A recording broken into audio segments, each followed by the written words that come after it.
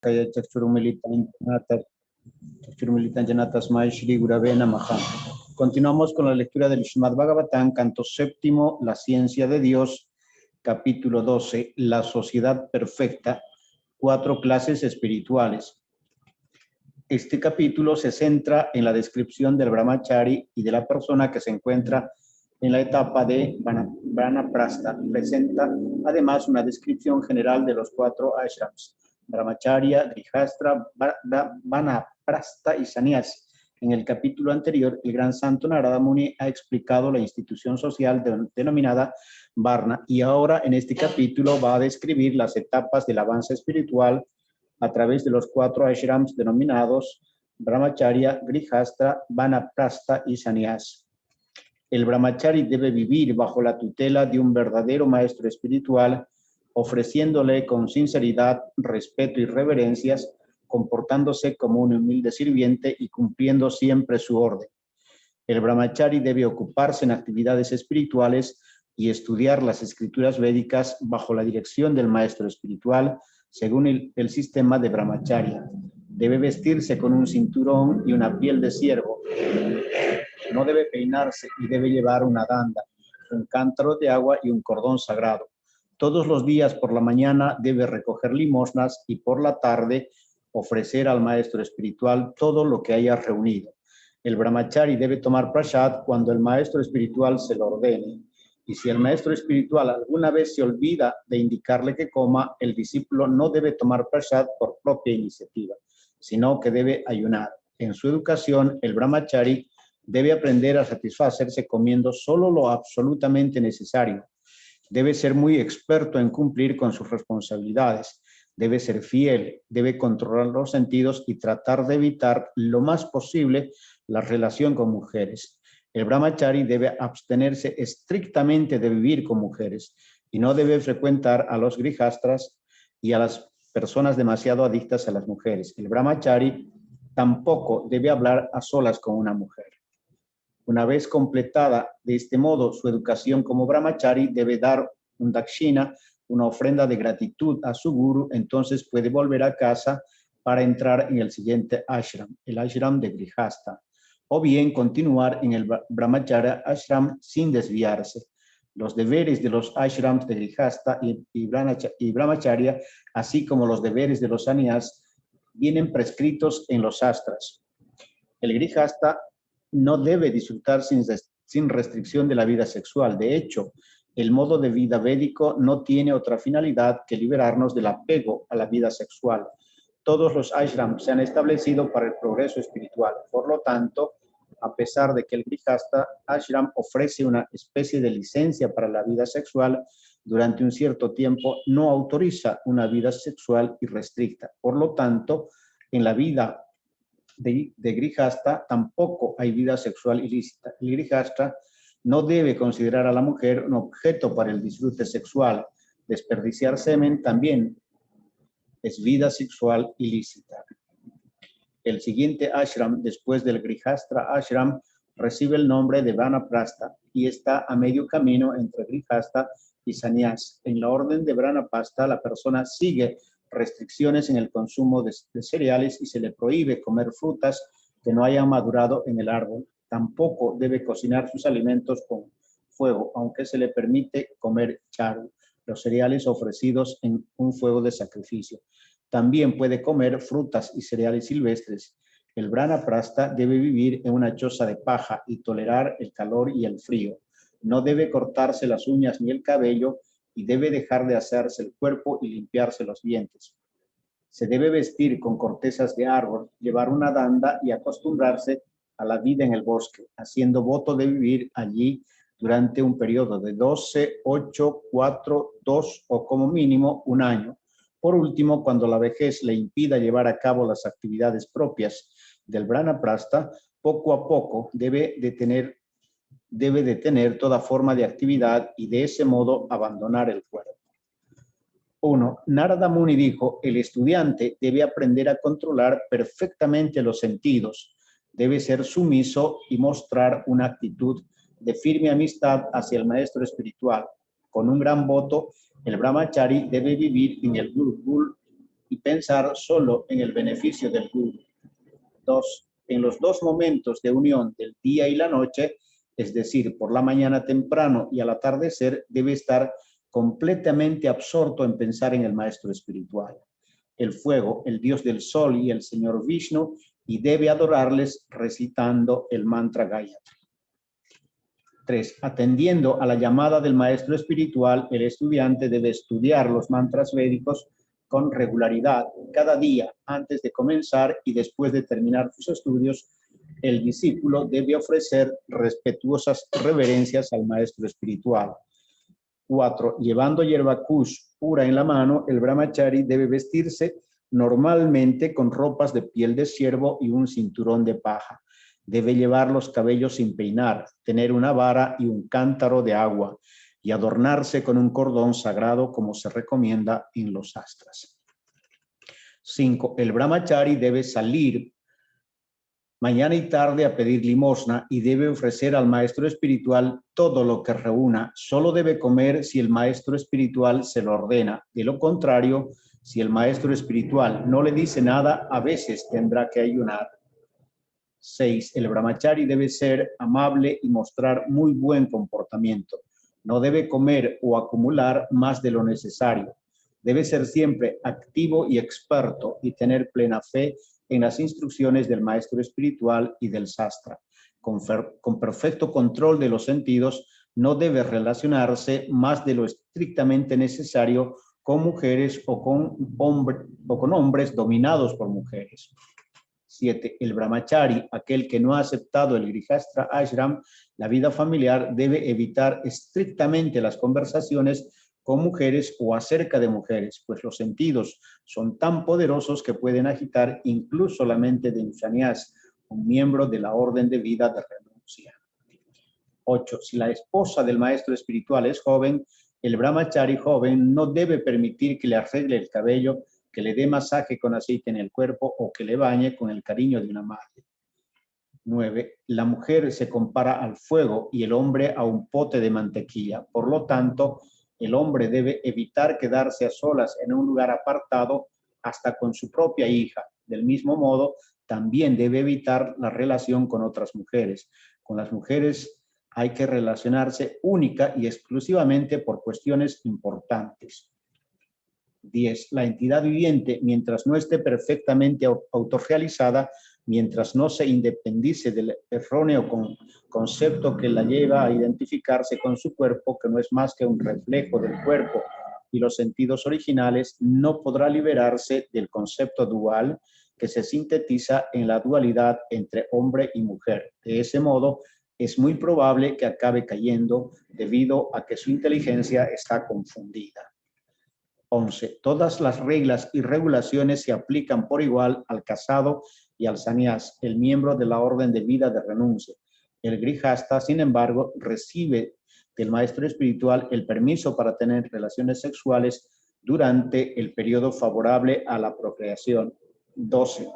Los brahmacharis y grihastas que han hecho los votos de celibato antes descritos deben evitar las siguientes prácticas: aplicarse polvos o cosméticos en los ojos, darse masajes en la cabeza con aceite, darse masajes en el cuerpo con las manos, mirar a una mujer o pintar su imagen, comer carne, beber vino, adornarse con collares de flores, ungirse el cuerpo con bálsamos aromáticos o adornarse con alhajas. Todo esto debe abandonarse.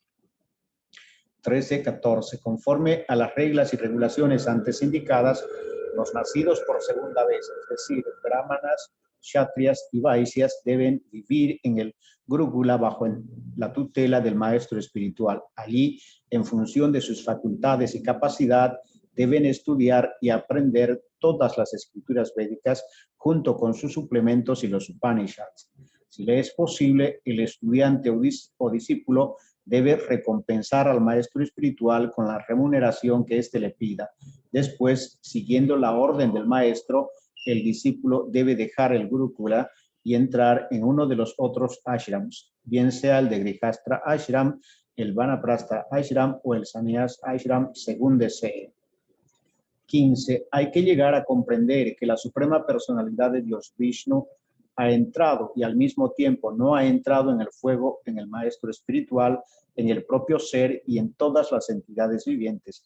En toda circunstancia y en toda condición, su posición, tanto interna como externamente, es la de controlador supremo de todo. 16. Mediante esta práctica y desde cualquiera de los ashrams, brahmacharya, grihastra, vanaprastha o sannyas, se debe percibir siempre la omnipresencia del Señor Supremo, pues de este modo se puede comprender la verdad absoluta. 17. Oh Rey, ahora voy a describirte las cualidades del Vanaprastha, la persona que se ha retirado de la vida familiar, quien siga estrictamente las reglas y regulaciones de la orden de Vanaprastha, debe elevarse fácilmente al sistema planetario superior denominado Maharloka. 18. La persona en la orden de vida de Vanaprastha no debe comer cereales sembrados en tierras de labor e incluso si han crecido en campos sin arar. No debe comerlos mientras no estén perfectamente maduros. No comerá tampoco cereales cocinados al fuego. De hecho, solo debe comer fruta madurada al sol. 19. El Vanaprastha debe preparar pasteles de frutas y cereales silvestres para ofrecer en sacrificio. Cada vez que renueve su provisión de cereales, debe abandonar los que entonces tuviera almacenados. 20. El Vanaprastha debe preparar una choza de paja o refugiarse en una cueva de la montaña con el único fin de proteger el fuego sagrado. En cuanto a él, debe acostumbrarse a soportar la nieve, el viento, el fuego, la lluvia y los rayos del sol. 21. El Vanaprastha debe llevar los cabellos sin peinar y dejarse crecer el vello, las uñas y el bigote. No debe asearse, debe tener un cántaro de agua, una piel de ciervo y una vara, y vestirse con cortezas de árbol y ropas del color del fuego. 22. Con una actitud muy introspectiva, el Vanaprastha debe permanecer en el bosque por un periodo de 12, 8, 4, 2 o como mínimo un año. Debe comportarse de tal manera que no se vea perturbado o afectado por el exceso de austeridad. 23. Cuando las enfermedades o la vejez le impidan continuar con sus deberes prescritos para el progreso en el cultivo de conciencia espiritual o en el estudio de los Vedas, debe practicar ayuno sin tomar ningún alimento. 24. Debe situar debidamente el elemento fuego en su propio ser y de este modo abandonar el apego por el cuerpo que nos lleva a pensar que el cuerpo es nuestro o que nosotros somos el cuerpo. Paso a paso debe fundir el cuerpo material en los 5 elementos: tierra, agua, fuego, aire y cielo. 25. La persona sobria, autorrealizada, que tiene conocimiento perfecto, debe fundir las diversas partes del cuerpo con sus fuentes originales. Las aberturas del cuerpo se deben al cielo, el proceso respiratorio al aire, el calor del cuerpo al fuego, el semen y la sangre y el moco se deben al agua.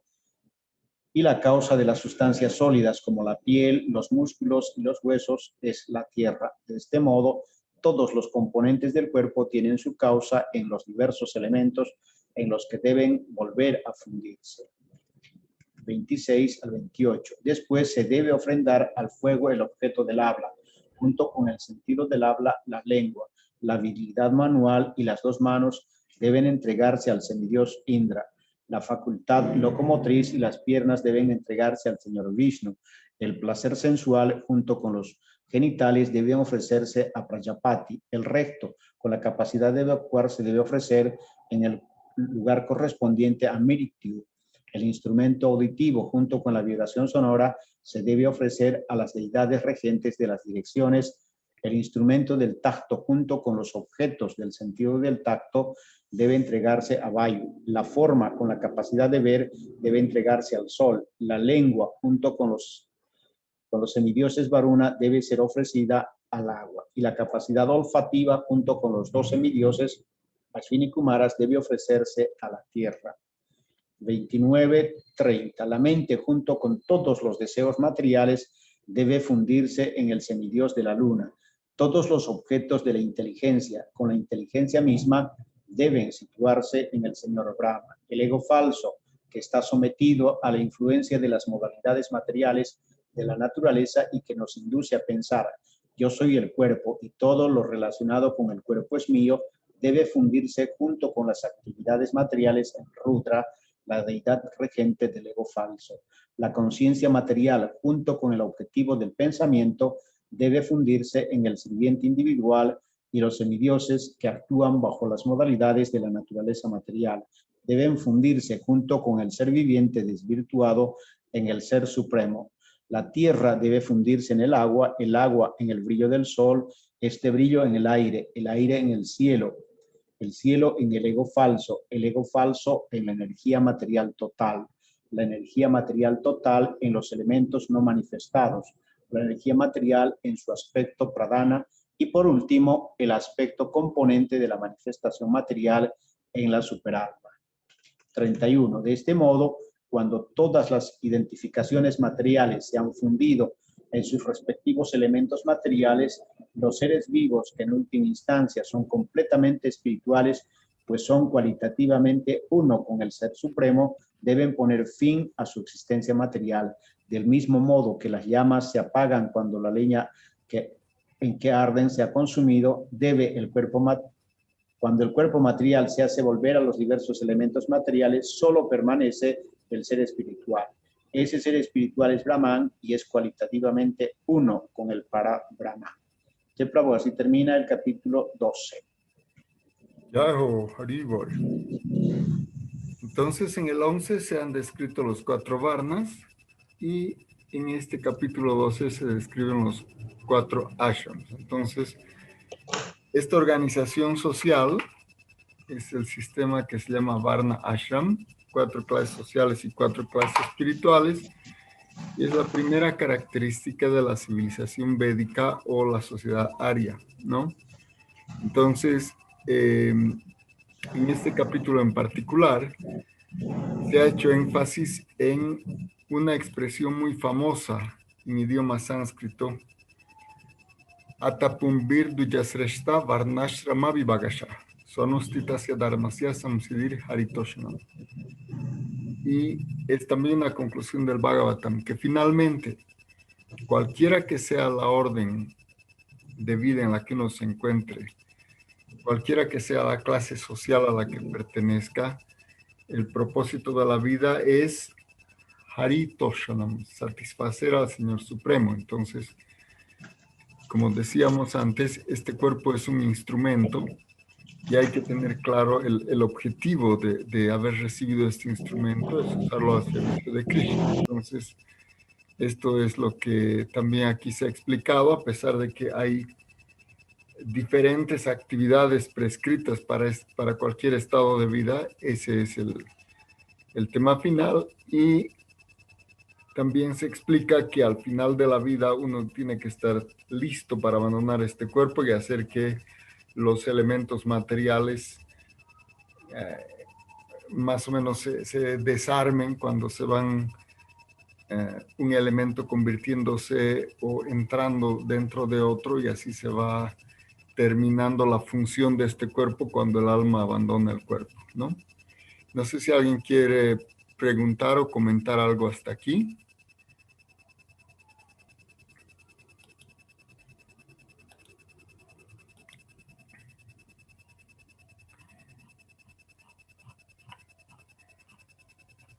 Bueno, no hay comentarios. Entonces quizás podemos, Prabhuji, empezar el capítulo que viene. Sí, Prabhu, capítulo 13, el comportamiento de la persona perfecta. 1. Sri Narada Muni dijo, la persona capacitada para el cultivo de conocimiento espiritual debe renunciar a todos los lazos materiales y dando al cuerpo solo lo imprescindible para la vida, debe viajar de un lugar a otro sin pasar más de una noche en cada población. De ese modo, sin depender de las necesidades del cuerpo, el sannyas debe viajar por todo el mundo. 2. La persona que ha entrado en la orden de vida de renuncia debe renunciar incluso a la ropa de vestir. En caso de ir vestido, no debe llevar más que un taparrabos. El sannyas solo debe llevar una danda y un kamandalu, y cuando no sea necesario debe prescindir incluso de la danda. 3. El sannyas, completamente satisfecho en el ser, debe vivir pidiendo limosnas de puerta en puerta. No debe depender de ninguna persona ni lugar. Debe ser siempre un amistoso bien queriente de todos los seres vivos y un devoto pacífico y puro de Narayana. De ese modo, debe viajar de un lugar a otro. 4. El sannyas el sannyas siempre debe tratar de ver que el Supremo está presente en todo y también que todo, e incluso el universo mismo, reposa en el Supremo. 5. En los estados de conciencia e inconsciencia y en el estado intermedio entre ambos, debe tratar de comprender al ser y situarse perfectamente en él. De ese modo, debe experimentar que las etapas condicionada y liberada de la vida son simplemente ilusorias y sin auténtica realidad. Con esa elevada comprensión, debe ver solamente a la verdad absoluta presente en todo. 6. El cuerpo material tiene asegurada la destrucción y la duración de la vida no se conoce. Por lo tanto, no se deben alabar ni la muerte ni la vida. Lo que se debe hacer es observar el eterno factor tiempo en el que la entidad viviente se manifiesta y desaparece. 7. La literatura, que no es más que una inútil pérdida de tiempo. En otras palabras, la literatura que no trae beneficio espiritual debe rechazarse.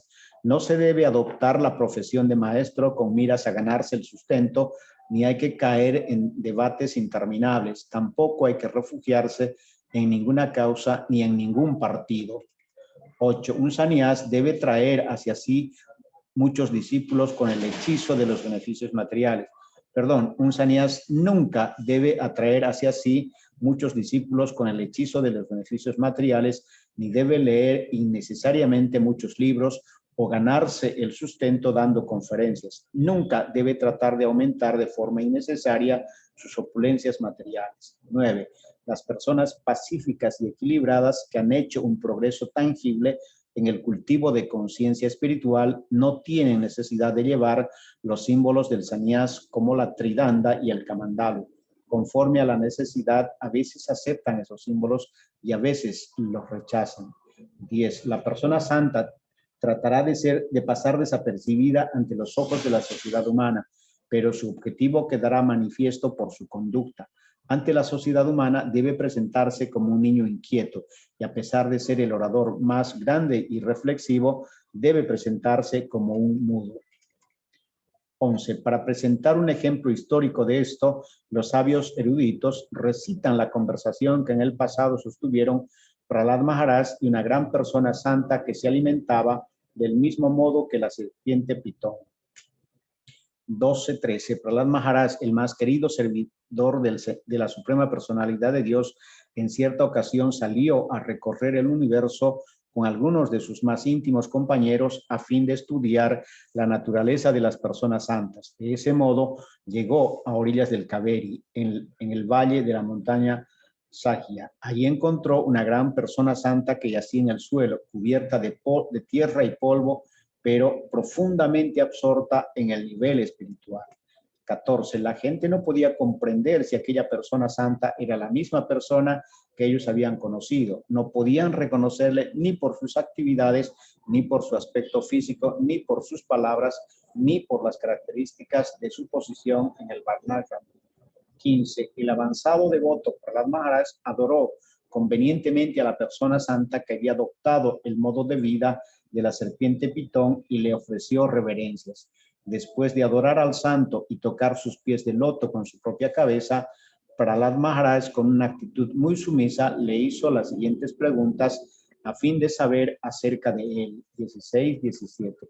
Al ver que aquella persona santa estaba bastante gorda, Prahlad Maharaj dijo: mi querido señor, tú no haces ningún esfuerzo para ganarte el sustento, pero tienes el cuerpo tan robusto como un disfrutador materialista. Yo sé que los que son muy ricos y no tienen nada que hacer engordan mucho porque se dedican a comer y dormir y no trabajan.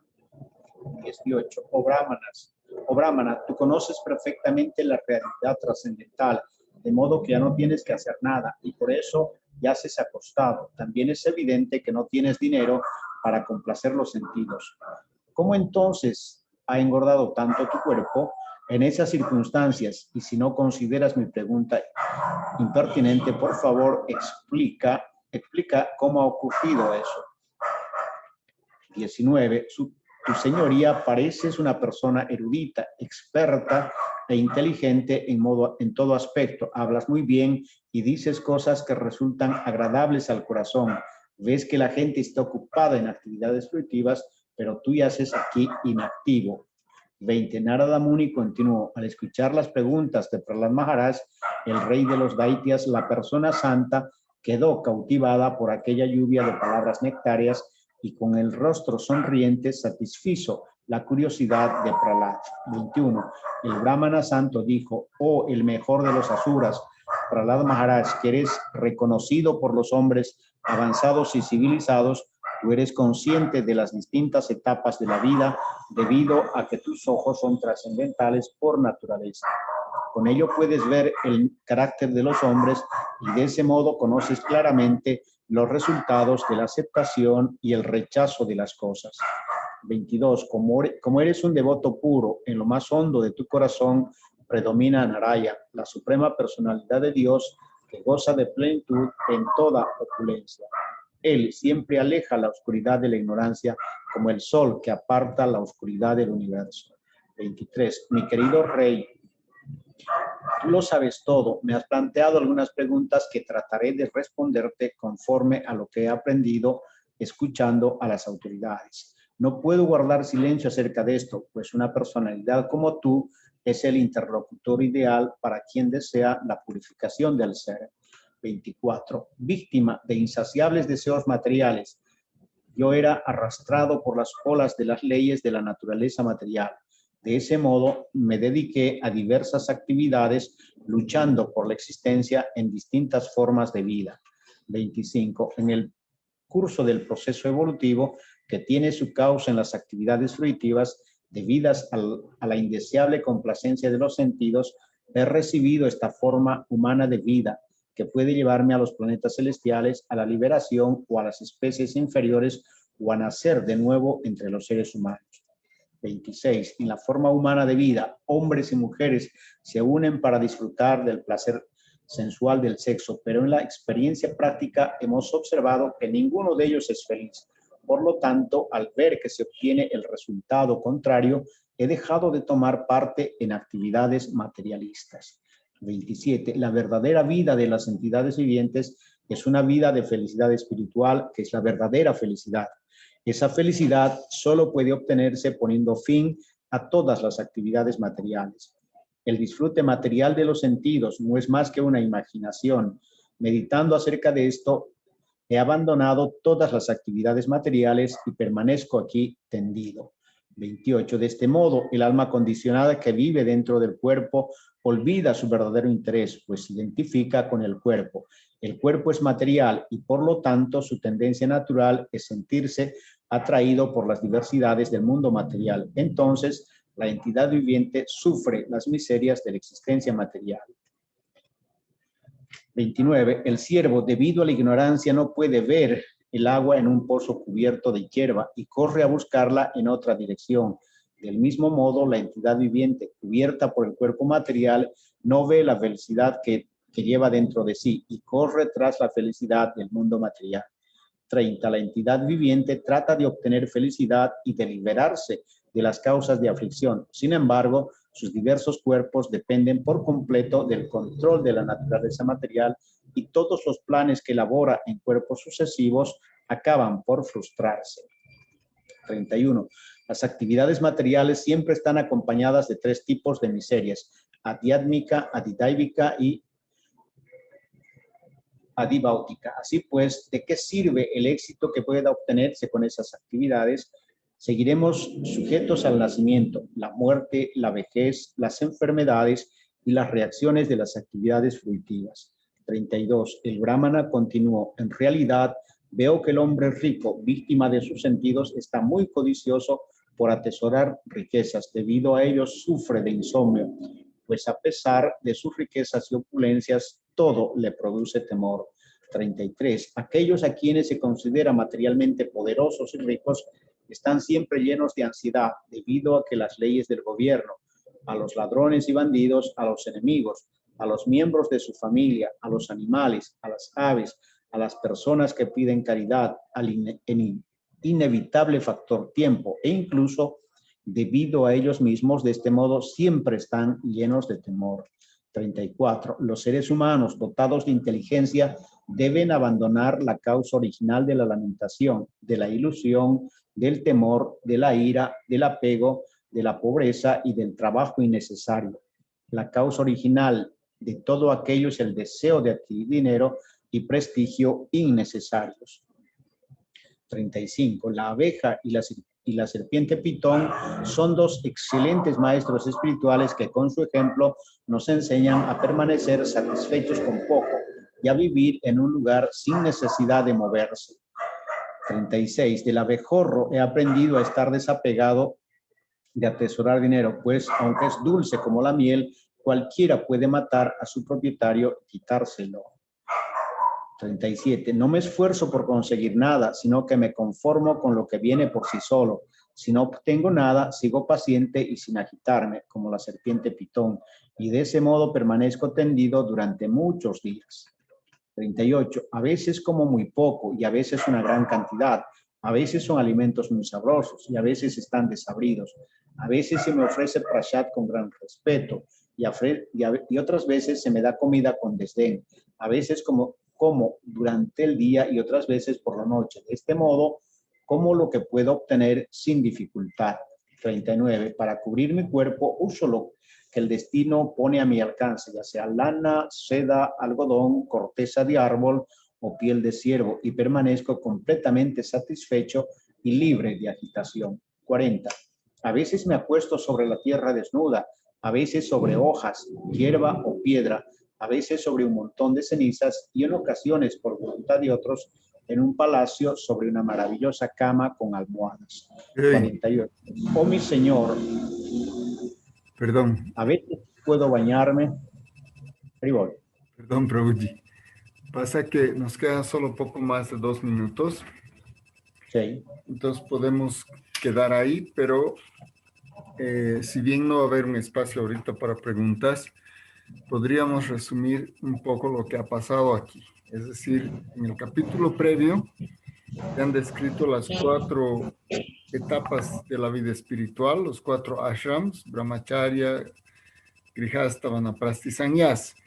Y en este capítulo se ha empezado describiendo las 4 etapas dentro de la vida de sannyas, que son kutichaka, bahudaka, parivrajacharya y paramahansa, ¿no? Que son el renunciante que vive en su kutir, en una choza o en un lugar, el bahudaka, el que vive o visita varios templos, el parivrajacharya, el que no tiene una residencia y solamente predica, y el paramahansa, que es la persona que ya no sigue ninguna norma social porque está completamente autorrealizado. Y entonces, como ejemplo de este paramahansa, se da este encuentro que tiene Prahlad Maharaj con este avaduta, que es ya una persona que no tiene ninguna relación con las normas sociales.